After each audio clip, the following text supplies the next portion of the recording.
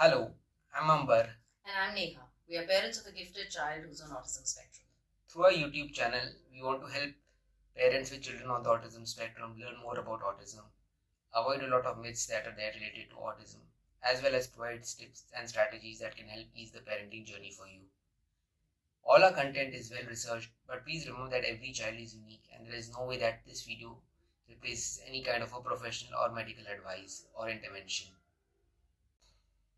If you find this video helpful, please like it, subscribe to our YouTube channel, and further share it with someone who you think might benefit from it.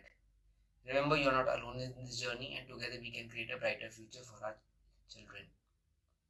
Now, today we are going to talk about something that probably many parents experience, especially parents of young boys, and most of the time they don't discuss it with others, and probably because of the fact that they may find embarrassing, or they may think that it's a kind of behavior that only their child is exhibiting. So it's rubbing of legs or thighs. you know it's something that we also started noticing in our child when he was around I think 5 years old. No, he was way younger when he was doing it, about 3. And there have been things there, but we would not be able to figure out because it seemed very normal in the beginning that things like that happen. And I did speak to the pediatrician about it as well, and she said it's absolutely normal.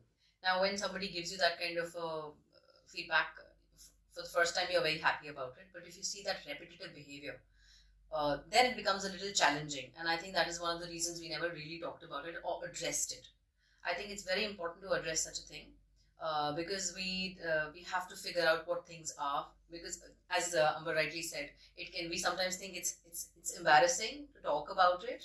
We don't know what they're doing, how to get on with it. So I think one of we first started finding out that time when he was going to the OT class, the autist was using some kind of a vibration also.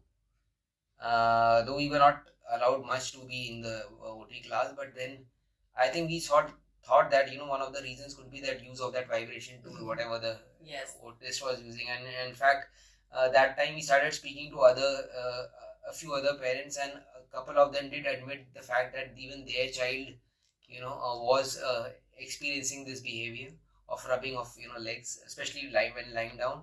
And we all thought that it is something to do with the what autist is doing, and it's probably not, he doesn't know his stuff and he's doing something wrong, and that is why the children which are coming there maybe they're trying to feel some kind of sensations. We were not sure about it, but that is one of the things. I think it's quite a myth that something like that creates these kind of feelings or generates these kinds of feelings in them.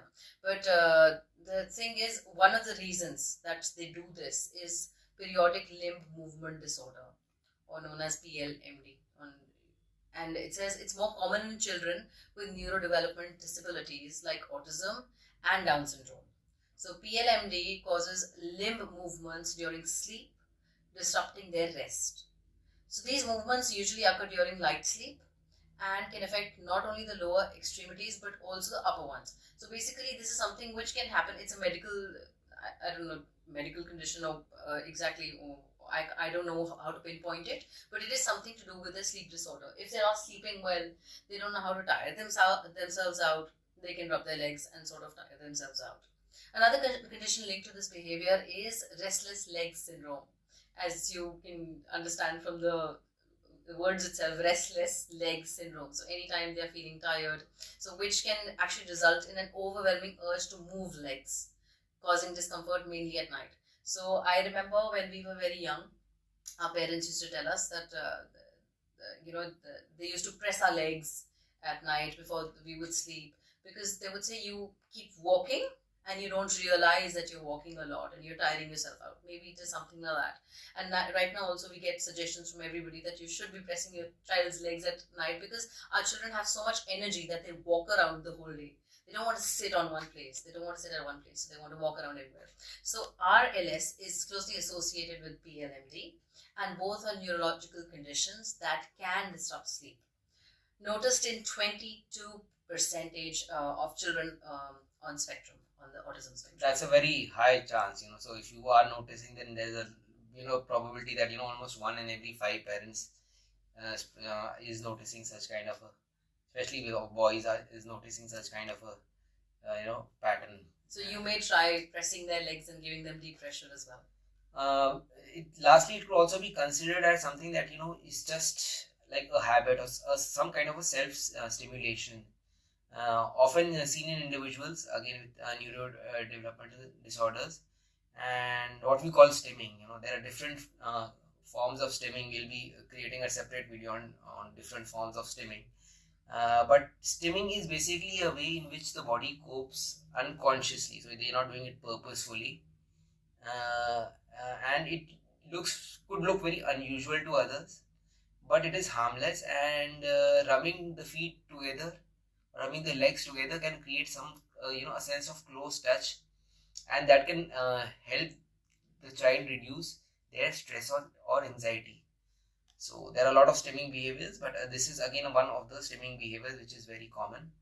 And it is important to note that children between the ages of 2 and 6 often start discovering their bodies in various ways. It's not just autistic children, it's I think with other children also. As they start growing, they start experiencing their bodies in various ways. They start feeling different. They start feeling different parts and the different sensations that are linked to those parts, and it's a normal part of growing up. Absolutely, don't feel that it's something odd. It's absolutely normal. Every child does it, and it is just a way of discovering things, discovering their own body, because there are changes and the children start noticing. So if you find it, if it's a concern for you that why is the child behaving like this, and why is he touching himself or she's touching herself, why is she doing this? So if it's a big concern for you, you should sort of, there are some tips we can give you, we can share with you that will help you. First is that you are going to create a safe place, a place where it is acceptable for them to behave in that manner. For example, if they are in their own room, you can always tell them this is okay to behave like this. You can be in your room.